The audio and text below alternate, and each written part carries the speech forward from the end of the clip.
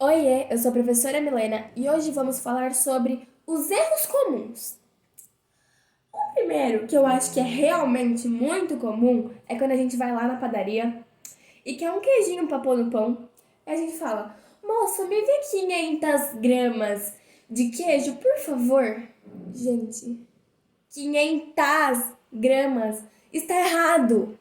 Gramas, no sentido de peso, daquela medida de massa, é um substantivo masculino. Então, o que eu tenho que fazer com esse numeralzinho? Concordar com o substantivo. Então, vai ser 500 gramas. Então, sempre que indicar peso, essa medida de massa, vai ser um substantivo masculino.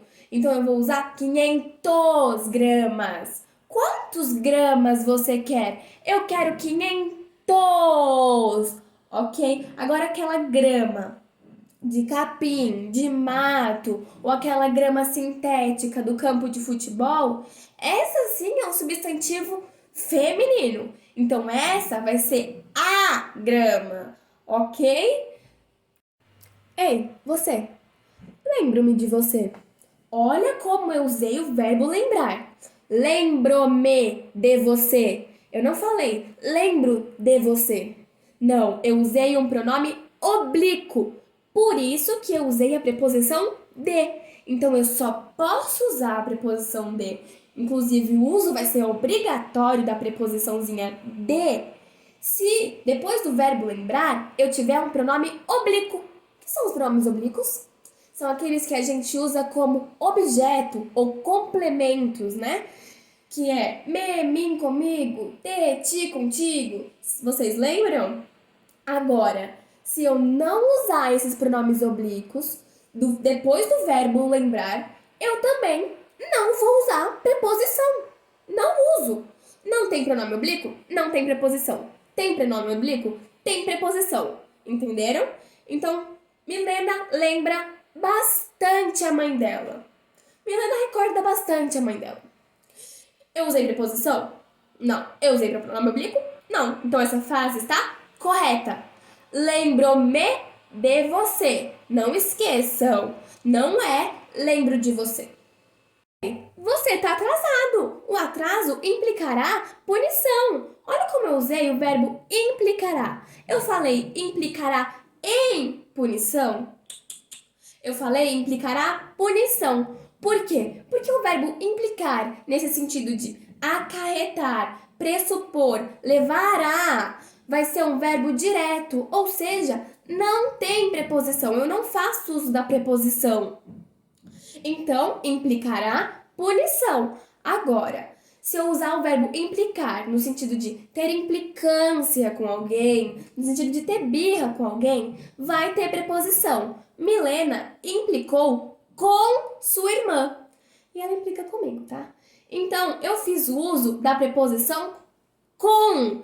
Então, nesse sentido de ter implicância, ter birra, eu vou usar a preposição sim, porque vai ser um verbo indireto. Quando a gente usa o verbo assistir no sentido de ver, de presenciar, a gente tem que fazer uso da preposição. Assistir ao jogo, assistir ao espetáculo, porque eu vi, eu presenciei, sabe? Agora, se a gente não faz uso da preposição, a gente muda o sentido do verbo, acredita? Os médicos assistiram os doentes. Os médicos ajudaram, socorreram, prestaram assistência. Olha a diferença. Uma preposiçãozinha só muda o sentido do verbo. Então, cuidado na hora de usar. Qual time você torce? Eu torço pelo Brasil. Porque torcer, nesse sentido de desejar vitória, de fazer torcida, é um verbo transitivo indireto e vai exigir a preposição. Mas essa preposição vai ser sempre por. Nunca, nunca, nunca a preposição para. Então, se você torce por alguém. Por qual time você torce?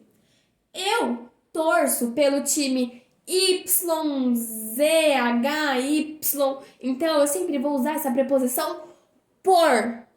Saudade! Fazem dias que eu não te vejo. Pronto, você errou?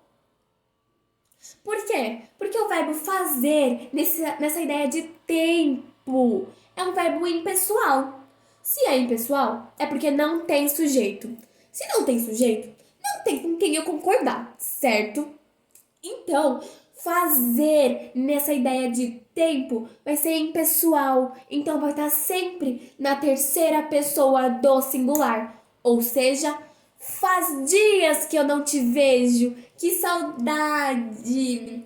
Houveram problemas, inclusive nessa minha fala agora. Por quê? Porque o verbo haver, nesse sentido de existir, ele também é impessoal, ou seja, é invariável. Não vai variar, ok? Em gênero, número, nada. Vai continuar na terceira pessoa do singular sempre. Então, houve problemas. Agora, não teve mais erro na minha fala. Não teve mais problema na minha fala. Eu nasci há 10 mil anos atrás. E não tem nada nesse mundo que eu não saiba demais.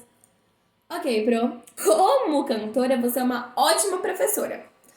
Mas enfim, esse verbo haver, usado na forma impessoal, já me indica que é um tempo passado, um tempo decorrido. Raul Seixas, adoro você. Sei da sua licença poética, sei que você pode fazer uso do pleonasmo, das redundâncias, mas você, que vai fazer redação, que quer escrever um texto mais formalzinho, não faça isso. Porque haver já indica passado, já indica o tempo decorrido, já foi. Então eu não preciso usar a palavrinha atrás. Não preciso fazer uso dessa redundância, desse pleonasmo.